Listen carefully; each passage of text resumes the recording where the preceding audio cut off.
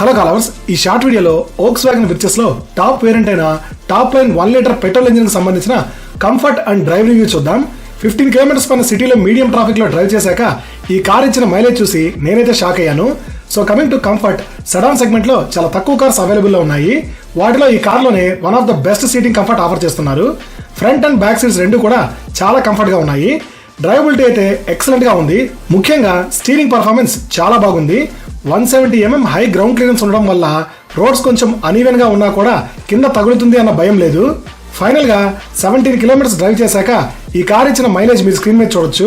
City traffic లో 10 km/లీటర్ mileage అయితే ఇచ్చింది. సో నాట్ బ్యాడ్ అని చెప్పొచ్చు.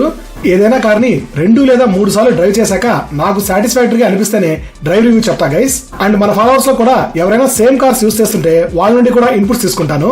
సో నేను ఇచ్చే drive reviews and car suggestions ని మీరు 100% నమ్మొచ్చు.